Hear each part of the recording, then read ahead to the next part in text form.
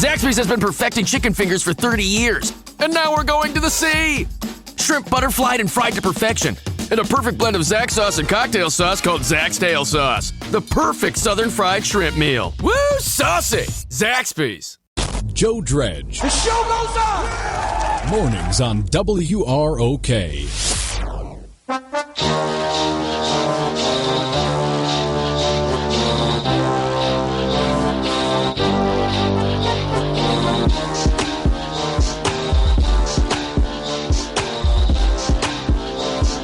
Over 95 years in the books and still on top. This is Rockford's News Talk 1440 WROK. 7 minutes after 7, News Talk 1440 WROK. It's Riley and Joe. It is a Monday morning and a really nice looking one. Lots of sun, 52 degrees. Daytime high today, 30 degrees away at 82 today. And we should have a lot of sun and very, very little chance of precipitation for the next 5 days. 1% today, 1% tomorrow, 3% Wednesday, 1% Thursday, 2% Friday. Temperatures this week, 82 today, 85 tomorrow, 70 Wednesday, 70 Thursday, 75 on Friday. Okay. Not bad at all. Real Overnight lows, 54, 58, 44, 43, and 46 as we cut through the week. I like it. I do too. Yep, had a good-looking weekend, and we're just going to kind of keep it rolling through the work week. Keep doing outside stuff. Plenty of flowers planted, and solid. Good to go. Hope you get out there and enjoy as much of it as you possibly can. Yeah, try it. Thought about you when I saw this. I would like to see you. You're a whiz in the kitchen. You like to spend time in there whipping up meals and stuff. Nigerian cook 1 week ago today set a new world record for the longest hours nonstop cooking as she cooked for 100 hours, surpassing the current record.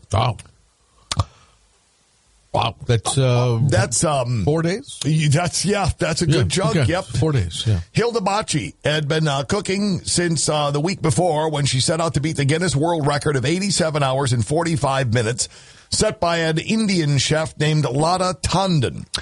And about, midnight a week ago Monday, she cooked for the 100th hour in an area of Lagos, Nigeria, to become a national sensation. Thousands who gathered at the scene sang her praises as she stopped cooking a few minutes after the record had been set. Pretty good. Yeah, I know I've broken the record, but this isn't ready yet.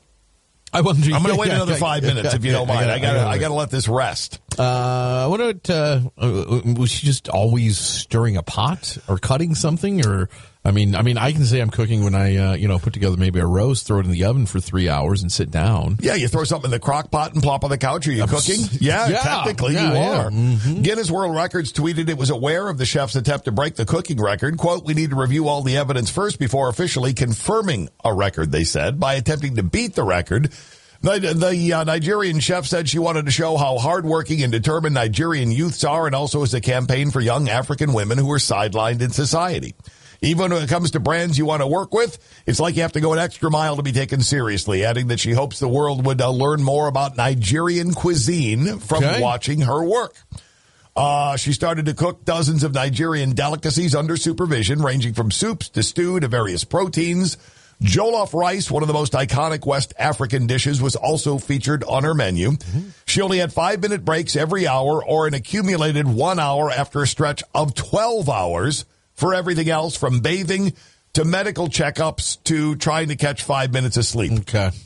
You had locals, celebrities cheering her on day and night, people monitoring via live streaming platforms as well. Pretty cool. When she surpassed the current cooking record, the president of Nigeria tweeted that Monday was a great day for the country. Quote, we got some positive messaging out here. Hilda's drive, ambition, and resilience have brought great interest and insight into the uniqueness of Nigerian food. As she hit the 100 mark, another person on the scene said he never doubted her ability to surpass the global record. Her energy is high. Her energy is positive. Everyone around her has a good time, and eating her food free of charge isn't even the best part of it. Not bad. So, 100 hours of cooking straight through. Okay. I was about to say, I don't... monetary awards aren't great for things like this. No, it's all about the recognition, I think. Recognition. But, we got some good... maybe she's got a TikTok channel that she can promote or something like that, and maybe it works out for her. I don't know. I'd like to know more about Nigerian food, honestly. I don't know anything about Nigerian food. Not one single thing. And if that accomplishes, just a few people. Yes, to figure out what Nigerian food is. And, yep. I'd try it.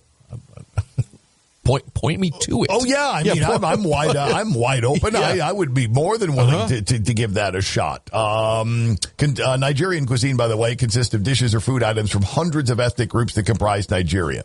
Spices and herbs, palm, ground nut oil, colorful and lavish feasts. Bush meat is also consumed in Nigeria. The brush-tailed porcupine and cane rats are the most popular bush meat species there. All right. Tropical fruit, pineapple, coconut, banana, and mango, mostly consumed there as well. And it's known for being spicy. Oh, very nice. Yep. Coconut rice, big one, made with coconut milk, tomato puree. Jollof rice, made with pureed tomato and Scotch bonnet-based sauce. Scotch bonnet-based. That's going to be hot. Where the heat comes from. Yep, that's going to be hot. I've got from Nomad Paradise some of the Norwegian food. Puff fried sweet. Nigerian. What did I say? Norwegian. Thank you. Not You would kill me. People from Norway and Nigeria are constantly mixed up. They're confused for one another constantly. You throw some Scotch bonnets at a Norwegian. Oh, yeah. Kill them. A Norwegian will murder everybody in their path. A lot of soup, broths. These kebabs look great. Yams seem to be a big part of the deal. Yep, here. yams do seem to be a very, very big part of it. Sure. Like I said, I would give it a shot. I think I would probably prefer let me eat it first. You tell me what it is afterwards. Always a good thing with going with other foods. Yeah, I don't want to know ahead of time. I just want to hit it and tell you whether I like it or not, and then we'll see what was in it. Maybe you can tell me what was in it later. Yeah. And I've seen that have a good result and bad result. I remember watching a guy eat what he thought were the most delicious mashed potatoes he had ever eaten in his life. They were just incredible. Oh, my Lord, how do they make these things? And that's not what they were. That's not what they were at all. They were creamed calves' brains, and and he ate a whole bunch of it and really, really liked it. And then a member of our group happened to discover what it was, and before I could get a hand clamped over their mouth, they decided to tell him. Yeah, and he returned the food. Let's put it that way. I get it. We're just not we're not conditioned to think of brain as food. No.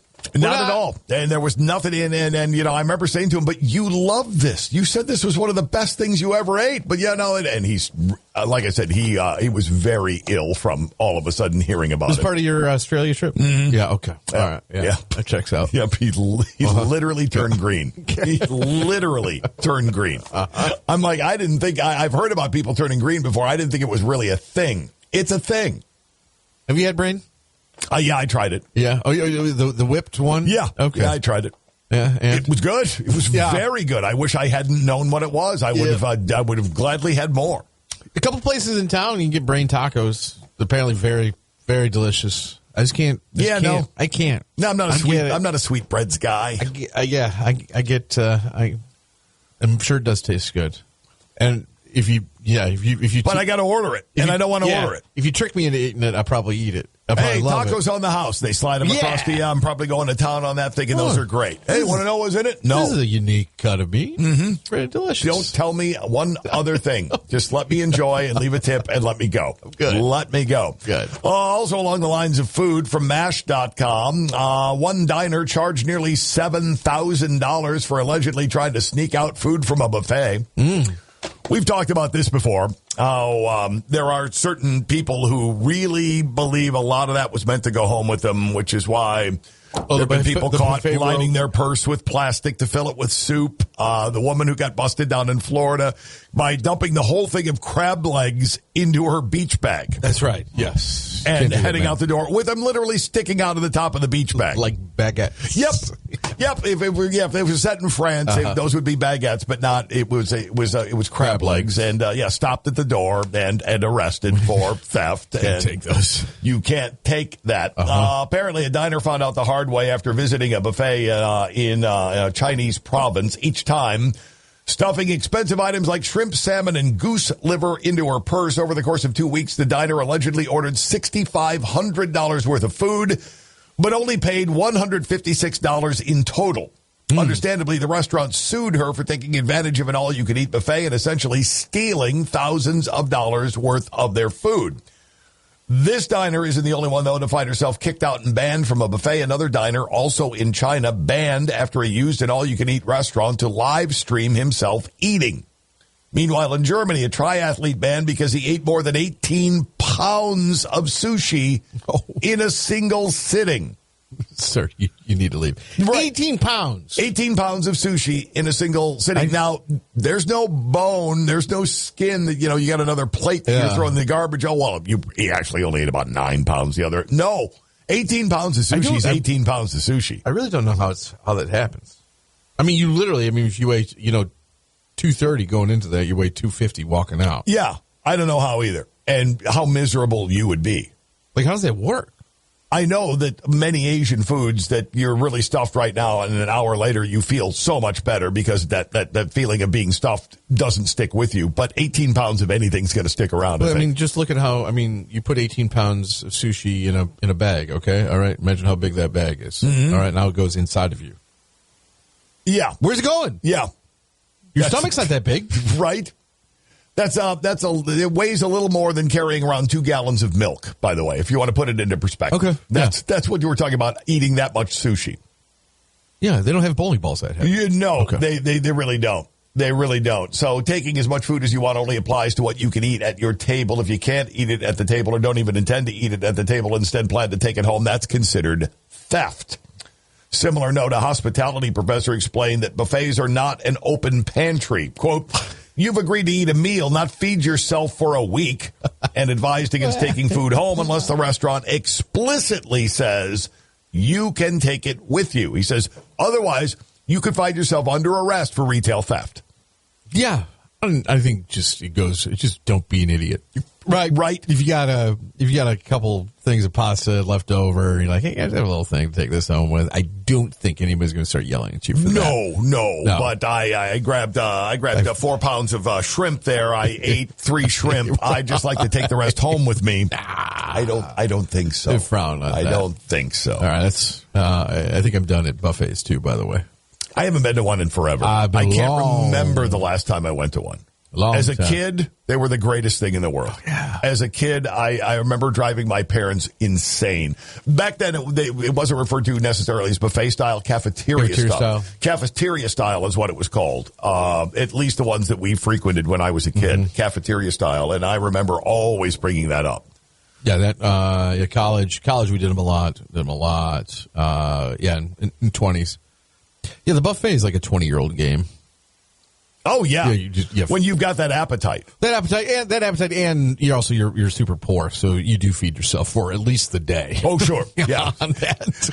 yeah, got the appetite and don't have any money. That's a great combination. That's what buffets are for. They really are. 7:20. Clay and Bucker here after 11. Here's a preview coming up on the Monday edition of the.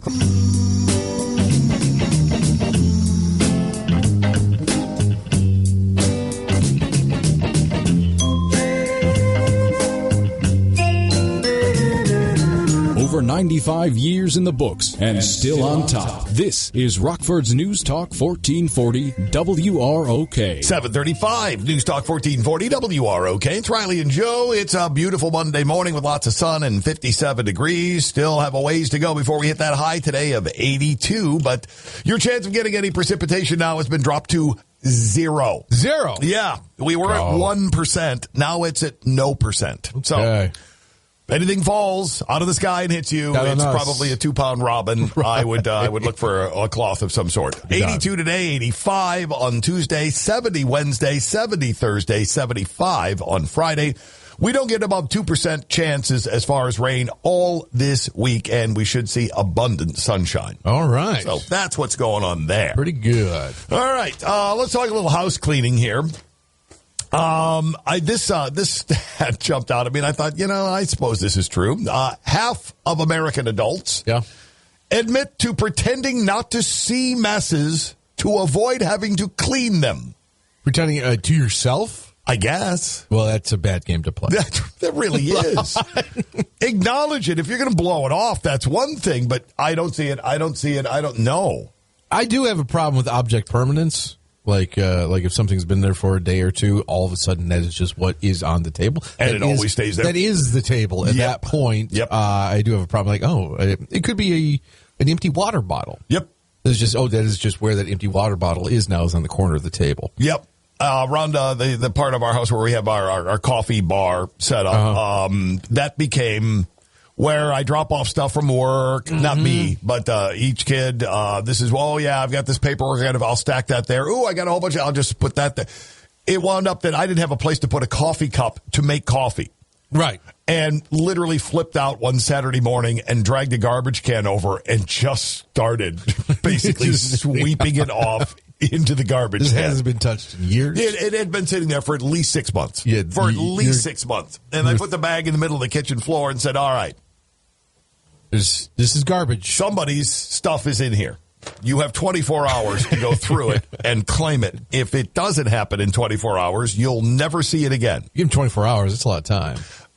Amy thought it was 12 too many. Okay, that's what I thought. But I thought I'd be fair. Okay. But like you get to that object permanence. I've never called it that before. No. That's a great title for it. I got this free lanyard someplace, so I threw it on the counter. It's been there for a year. Yeah, no, Well, I might use it sometime. No, it happens. It happens a lot with me. It's just I don't see it. My mom could be a very, very, very difficult woman, but one thing that she did that I begrudgingly now at this point in my life completely concur with is my mom would go into these things of, all right, that's it.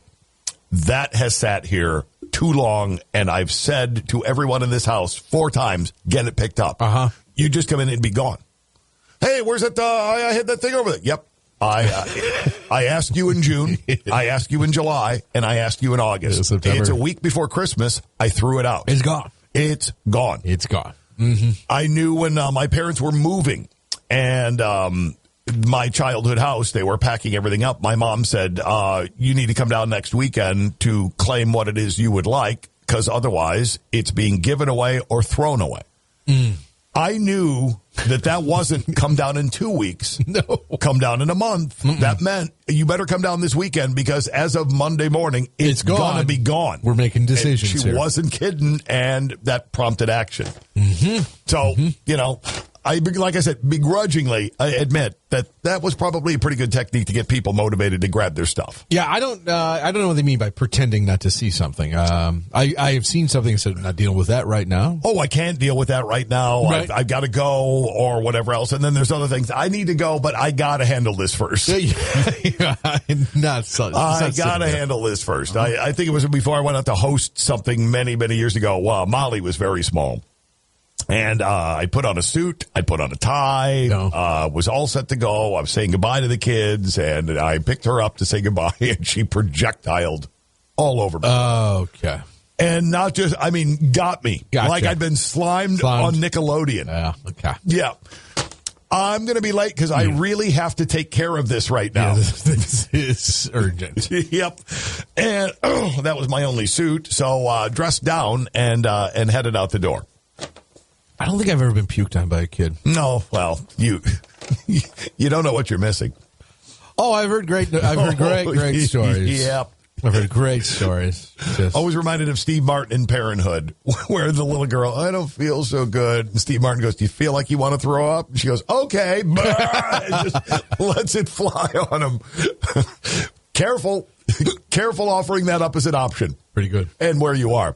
Anyway, new poll. 2,000 Americans, 90% say they get anxious about cleaning their home. I can see where that could come into play, especially, hey, listen, we got a bunch of people coming over. They'll be about here in an hour. What? Wait, what? Or you've put too many things off for too long. Yeah, it's all, and you don't know, where do I start? Where do I start? Yep. You're the house clean. Oh, excuse me, I got the hiccups right now. I'm sorry. That's rare. It is. I got to do my fish trick here for a second. Remember that? I'm not a fish. Yes. You say to yourself, I'm not a fish over and over again, and it stops hiccups. That's not working right now. I understand. Yeah. Maybe you're a fish. I'm shocked. All right, there's the chug of water. Excuse me. I'm good. When you're cleaning a house, do you go by zones? Like, do you clean the living room first, and then the kitchen, and then the bathroom? Generally, I hit bathrooms first. Yeah. I try to do it with what I don't like doing first to get it out of the way, because then everything else seems like a breeze. So I'll do 4 bathrooms first, and then I move along to dusting. Well, actually, it all begins with picking up and decluttering and throwing away stuff and putting things, get the cushions right, stacking the blanket, get everything put together nicely, hit the bathrooms, come back out, do the dusting, then I vacuum, then I mop, and that usually covers it. Yeah, see, I just bounce around from the house. Like, I'll start cleaning the living room, then something will have to go to the kitchen. And then you're in there. Then I'm starting to clean the kitchen. Yep, then that was me for years until I really yelled at myself one time going, you're making this last 2 or 3 hours longer than it needs to. Yes. By the fact that you can't seemingly light in one spot and work is causing you to delay this far longer than it needs to. I'm bored with the living room. Let's see what's going on in the kitchen. So I keep myself focused on, all right, you started in here, you finish in here. I'm glad I'm not alone on that. I got to believe that happens to most people. 2,000 American adults reveal the areas that make people most anxious when they think about cleaning them. Their floors at number 1, carpets and rugs at number 2, refrigerator comes in at number 3. Mm-hmm. Roughly 3/4 of respondents at 72% admit they're not as thorough as they ought to be when it's time to clean. They admit that areas of their home will often go neglected because they're either too hard to reach at 44%, too hard to clean at 39%, or they just don't have time for it at 38%. Yeah, if it's difficult to get to, that's going to be put off for another couple of weeks probably. Okay, what qualifies? What's the difficult to get at? Like maybe... Because you and I are of the same height. We both come in at 6'3", so there's nothing that's really out of our reach. Yeah, well, sometimes like getting up and behind the TV, you know, I'd have to like take some stuff down to get around to that. That can be a while. Or I'm more, because we are tall, low underneath stuff can be a pain. That's a problem. Mm-hmm. Yeah. I don't getting down on the hands and knees is at least a 3-minute project for me anyway. So once I'm down, better have a bunch of stuff to do. Yeah, I'm going to do it because I'm down here. And I can get back up for a while. Over half the 2,000 people in the poll at 53% either always or often cut corners when it comes to cleaning. Only 9% claim they never cut a corner. Okay. 49% admit the always or often pretending not to see a mess so someone else will clean it instead. Oh, that's what they mean. Mm-hmm. Okay. If I blow this off enough, someone else will do it. Well, if you live by yourself, that's a problem. That is a big problem. 84% of people have some kind of cleaning routine at home, but 2/3 spend less than 40 minutes in any given room when cleaning it. 40 minutes? I'm one of those guys. I don't spend 40 minutes in any room in the house cleaning it. Not unless there's a project involved. Exactly. Yeah. But routine, dusting, decluttering, tidying up, vacuuming, and mopping does not take me 40 minutes per room. That's a 10, 15 minute a room. Now, I guess if we lived in a bigger house, it might be, but that's not necessarily the case. Mm-hmm. Most time spent cleaning takes place in the kitchen at 40%. Bathroom comes in next at 25%. Bedrooms are at 18%. Yeah. That seems right. Yeah, given the amount of surface area and different things to hit in the kitchen, that usually is the bigger project. Yeah, kitchen's a problem. 33% are most likely to deep clean, disinfect, scrub, or clean hard-to-reach areas only if they're hosting guests. 26% only do it before a holiday comes up, and 22% do it quarterly. Quarterly? Quarterly. That's about right. Once per season. Once per season. Average person's home only lasts 12 days after being cleaned before it begins getting dirty again, making that plea for daily cleaning. 12 days? 12 days. What kind of fantasy world are you living in? I remember erupting a couple of weeks ago as I had just finished doing everything and mopped and dusted everything else, and I'd gone to do something. I'd come back in, and the dogs had gone crazy, and there was drool, there were chunks of food, the couch had been trashed, and it was less than an hour. Right. 12 days? I would never complain ever if it happened every 12 days. Maybe go on vacation for a week and a half. Right.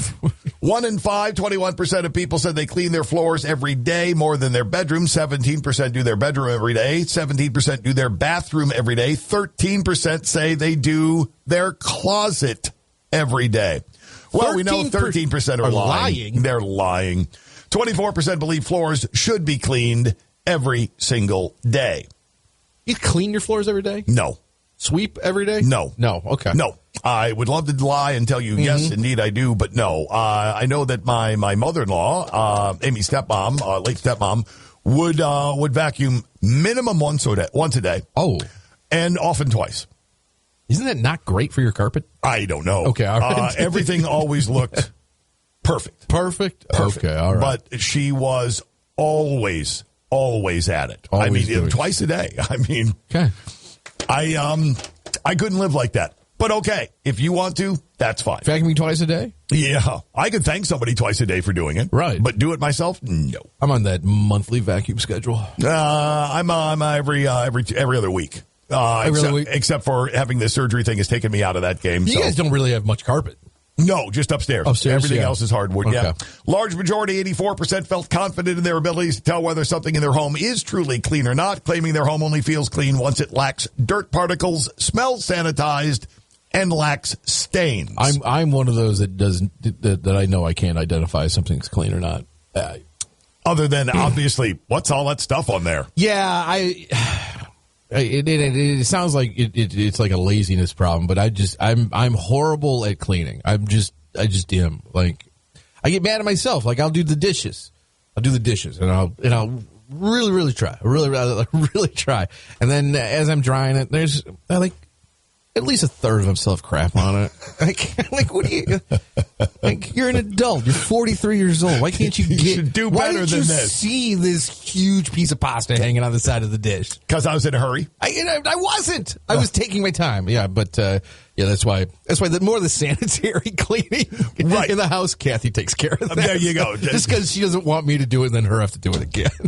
You know, there is something to be said for that. Yeah. There definitely is. Yeah. When it comes to floors specifically, people said they know how to clean carpets best at 62%, followed by tile 61, hardwood floors next at 53, then linoleum at 48. What could you tell me in the hell is the difference? I don't know. Between cleaning off a hardwood floor and cleaning off linoleum.